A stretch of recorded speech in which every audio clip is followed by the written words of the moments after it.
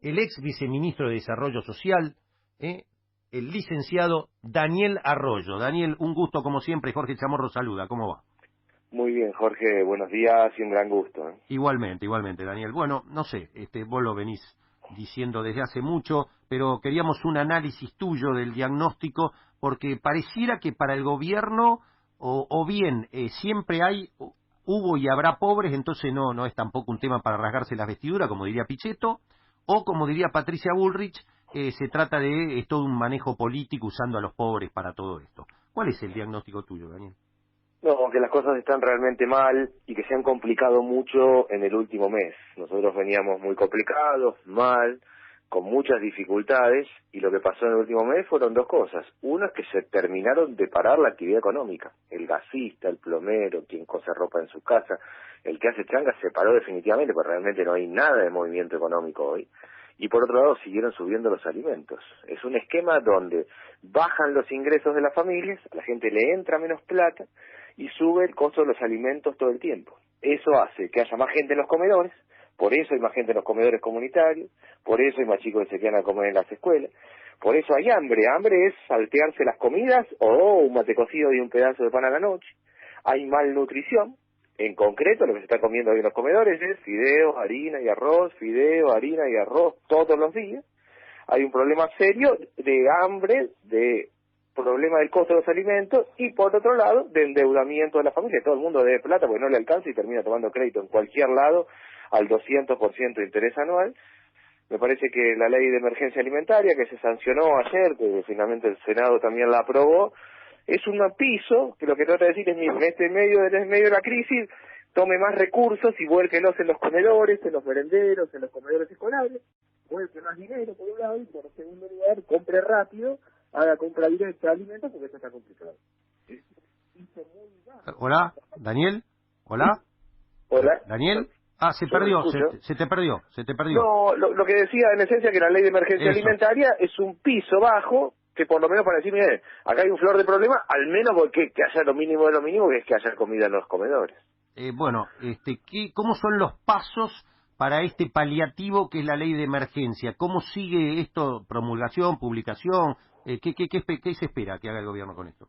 Lo que yo espero es que hoy directamente la promulgue. Es una ley muy simple, es un acto administrativo. La ley lo que le dice es, usted reasigne partidas, saque partidas que hay en otras áreas, hay muchas áreas subejecutadas, tome partidas de ahí, vuelque directamente, ponga más dinero en los comedores, en los merenderos, en los comedores escolares, por un lado, transfiera más dinero, y segundo es, cuando usted entrega alimentos, compre rápido, haga ahora compra directa, porque estamos en emergencia.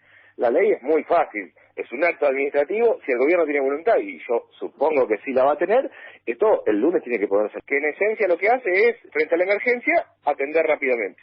Bien, te hago una pregunta ya al licenciado, porque hay voceros, algunos operadores del gobierno, que tergiversan y confunden a la gente.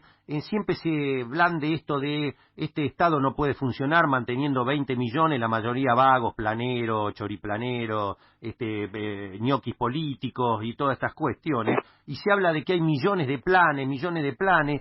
¿Cuál es la realidad de los planes? ¿Esos planes qué tipo de asistencia dan? Y otro punto que te solicito, si sos tan amable, se sigue diciendo esto de que esto queda a merced de los pobres, de los punteros políticos que los utilizan, entonces lo que hay que hacer es dar los planes en forma directa a través del banco. Yo tengo entendido que todo eso se está haciendo. ¿Cómo es la cosa? A ver. En términos concretos, la inmensa mayoría, prácticamente todas las personas que están bajo planes sociales tienen una tarjeta del Banco Público, casi todos del Banco Nación. La persona que tiene que recibir la asignación universal por hijo, porque tiene chicos más pequeños, que recibe una pensión, que está en un programa de cooperativas, de trabajo o de capacitación u otro tipo de programas, en términos generales lo que hace es recibir una tarjeta del Banco Público y directamente se maneja con eso, puede ir y sacar la plata del cajero. Lo que tenemos es un gran desafío, no por el lado de la bancarización, porque en la práctica ya sucede, sino por el lado de vincular planes sociales con trabajo. Nuestro gran desafío es ir pasando planes sociales a trabajo. La verdad que la gente quiere trabajar, eso está recontra claro. El problema hoy es que está todo parado. Si uno toma a las personas que están en planes sociales, las podemos dividir en tres situaciones. Hay un tercio que si la economía arranca, entran. El problema que tiene hoy es que no hay oferta de trabajo para nadie. Hay un segundo tercio que aunque la economía vuele no van a entrar, hace falta capacitación, una red de tutores, oficios, hay que armar una secundaria con oficios, acelerar rápidamente la capacitación y el acompañamiento, un crédito no bancario a tasas bajísimas para máquinas y herramientas, ayudar a empalmar planes sociales con trabajo. Y hay una tercera parte mucho más complicada, con problemas de salud, de adicción más difícil. Tenemos que ir armando un esquema para acompañar el pasaje de planes sociales a trabajo. Las personas de las planes sociales van a trabajar en esencia en construcción, textil, comercio, metalmecánico, turismo, curtiembre, frigorífico. Esos sectores hay que potenciarlos, hay que ir haciendo trabajo por ese lado, empalmando una cosa con otra, empalmando trabajo con plan social, acompañando con una red de tutores. ¿Y qué pasó entonces con este gobierno que, para contradicción de su núcleo duro, se solaza diciendo nosotros prácticamente duplicamos los planes del gobierno anterior, marcando que tenemos sensibilidad hacia el asistencialismo? Sí, el gobierno efectivamente tiene más planes sociales que el gobierno anterior, eso sí es así, eso está claro, en un contexto donde los planes sociales han perdido efectividad. Hay más gente que tiene asignación universal por hijo, pero son 2.600 pesos, y por eso está el problema tan grave de que a nadie le alcanza, que todo el mundo se endeude, que hay más gente en los comedores. Hay más personas que están en cooperativas de trabajo, en lo que la gente suele llamar planes sociales, pero son 7.500 pesos, la mitad del salario mínimo. Hay un problema estructural en la Argentina que tiene que ver con el costo de los alimentos. Si uno toma otras crisis, la Argentina estuvo peor. En 2001 teníamos 57% de pobreza y 28% de desocupación. Pero hay dos cosas que tiene esta crisis que no hubo antes.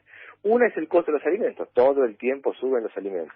Y dos, el endeudamiento de las familias, esto de que todo el mundo debe plata y arranca de -10, y entonces cuando tiene alguna mejora pasa de -10 a -8, pero nunca logra sacar la cabeza arriba del agua. Esas dos cuestiones son las más críticas.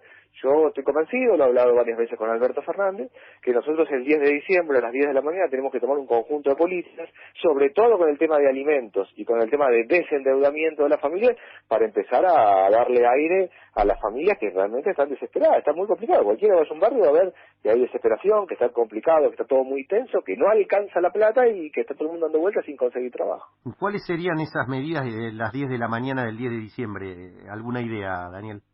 Y 4 medidas. La primera tiene que ver con el costo de los alimentos. Nosotros tenemos que lograr que la canasta básica de alimentos sea accesible. Ahí hay varios mecanismos. Establecer lo que se llama la ley de góndolas, que nadie tenga más del 30% de la góndola y que estén todos los productos en la góndola, no solo los de una empresa que monopoliza.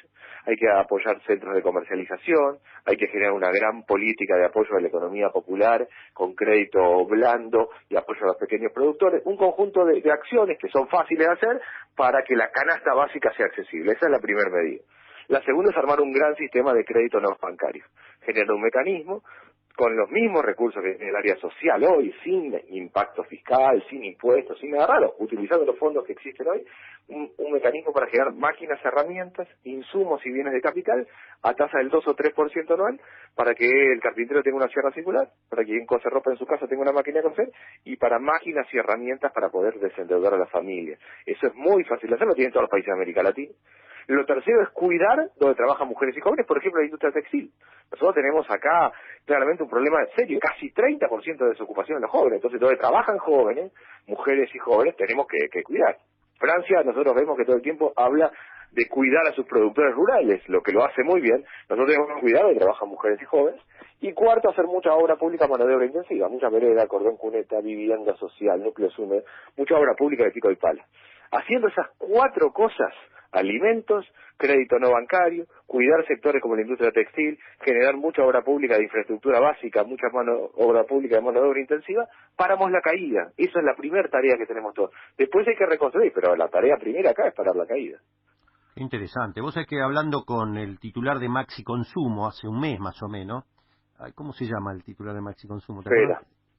Fera, exacto, gracias Daniel. Él me decía, si aplican, él incluso hasta decía, yo hasta contra mis propios intereses si querés, él decía, si acá se aplica la ley de góndola, los alimentos bajan 20%. Así bueno, directamente dijo.